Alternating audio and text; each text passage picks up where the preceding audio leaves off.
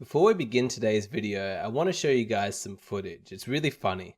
It's footage of women being asked to choose between their intelligence and their beauty. Check it out.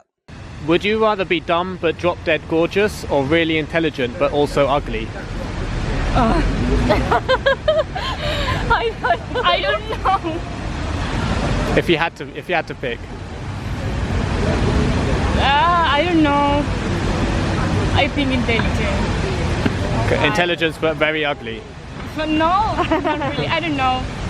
I don't really know. I would go for pretty and not intelligent, because then you can learn things, I guess, and you can become smarter. You can become more pretty, right? Yeah. That internal struggle is really funny. It feels almost cruel to ask women how much importance they place on their appearance, on their looks. Like, where does appearance sit in their hierarchy of values? Really, really interesting. Remember their response. It's going to be relevant to today's video. So I was chatting yesterday with one of my patrons, a longtime supporter of the channel, and he asked me a really interesting question. He was talking about how there's lots of YouTube channels like mine for men that are about self-improvement, how to become the best version of yourself, how to become a dynamic, interesting, intelligent individual. They exist because there's a market for that. There are thousands, hundreds of thousands of men across the globe who are seeking out this kind of content because they want to become the best version of themselves. They want high self-esteem. They want to be the kind of man who is attractive to women. Now, with men all putting in this effort, what he wanted to know is there a female equivalent to this kind of channel? Are there hundreds of YouTube channels out there telling women how to shape their personalities, how to become the best versions of themselves so that they can attract a man? There may be a couple, but largely the answer is no, and he wanted to know why. I told him that there are female equivalent channels that achieve the same purpose as channels like this, but that they look very, very different. If you think of a YouTube channel for men that is designed to help men improve their personalities so that they can attract women, the closest female equivalent that I can think of is a beauty channel, a channel that gives fashion tips, makeup advice, exercise routines. When I told him that the female equivalent of a male self-improvement channel is a female beauty channel, I think he was quite shocked. We both had a bit of a laugh about it, but I can understand why that answer stings a bit. Young men have to work so hard on themselves to become successful, to become well-rounded, dynamic, interesting individuals. They go through all of this effort, but the female equivalent is putting on a nice dress, putting on some makeup, looking pretty. Is that it? It doesn't seem fair, does it? But let me remind you, biology is not fair. Males and females within a species are not designed to do the same thing. Consider a male lion. He's so big and muscular, and that's great for fighting off other male lions and protecting the herd, but it's not going to be good for hunting. He can't sneak up on prey. So, men and women in the lion society both have their own separate but equal roles. There's no equality between males and females in the animal kingdom, and that's the point. Men and women are different. Now, some people look at the fact that women obsess about beauty tips and fashion and all of this stuff, and they conclude that women are superficial and shallow. Men are out there studying history, ethics, politics, whereas women are reading fashion magazines about the latest designer trends. They see that and they settle for the very simplistic explanation that men are more sophisticated, men are more complex, women are more simple. But no, that is not how it works. All right, we need to zoom out a little bit. When we talk about evolutionary psychology, there are two different types of evolutionary pressures that mold us to become who we are. One is natural selection and the other is sexual selection. Natural selection is our ability to survive and adapt to our physical surroundings. We evolve to suit our environment, whether that's using tools to start fires, build shelters, to hunt animals. We learn to think strategically. Natural selection is undoubtedly an extremely important force that shapes our evolution. Less understood is sexual selection, because that doesn't have anything to do with trying to survive in the physical environment. It has to do with evolving so that you appeal to the opposite gender, so that you can reproduce and pass on your genes. The obvious example that we go to is the male peacock tail, because that serves no obvious evolutionary advantage from a survival point of view. That thing is a huge liability. It makes you a lot more vulnerable to predators. Why would a male peacock evolve to have that kind of tail?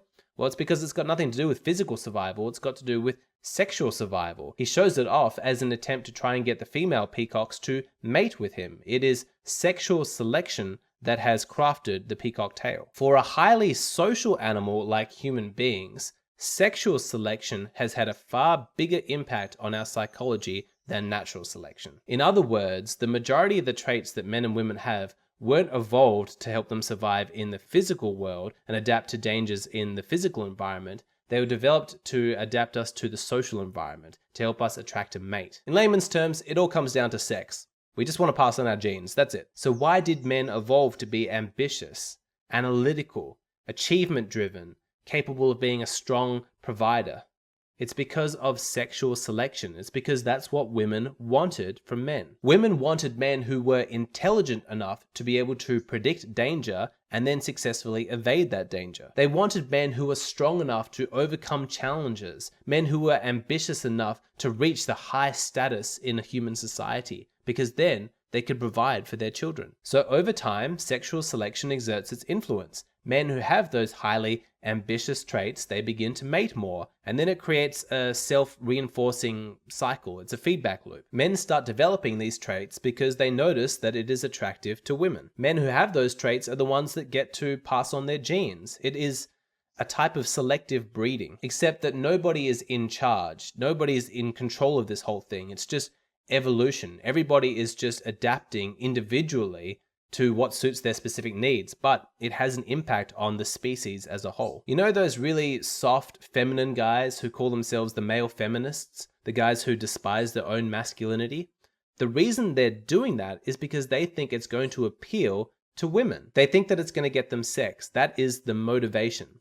It's not going to work because women aren't attracted to those kinds of men, but that's what they think. The point is that men act the way that women want them to act. They develop the characteristics that women find sexually desirable. If women genuinely preferred soft, feminine men and refused to have sex or mate with any masculine men, you would find male behavior change very, very quickly. Everybody would be scrambling to accommodate this new preference. This is how evolution works. Each gender dictates how the other gender should behave. And so over long-term evolution, when you see men have characteristics of strength and confidence and ambition, that's because women found it sexually desirable. That's what caused it. Now in the next part of the video, I'm going to flip it and explain why women focus on what they focus on. What were the evolutionary pressures that made them give so much thought to their appearance? But before we do that, I want to tell you about my adults-only bonus content. This topic is about women who are ashamed of their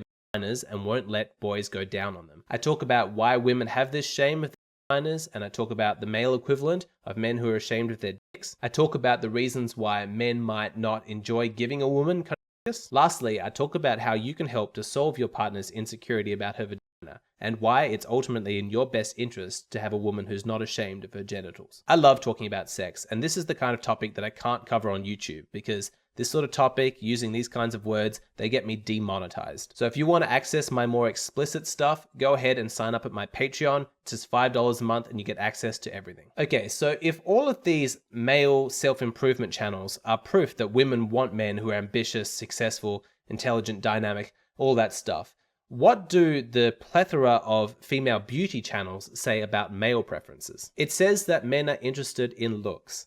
That's the reason why women pay so much attention to appearance, fashion, all of that stuff. It's because of hundreds of thousands of years of evolution, and sexual selection have demonstrated time and time again to women that that's what men care about. So that's what they should focus on. Is she young, healthy, attractive?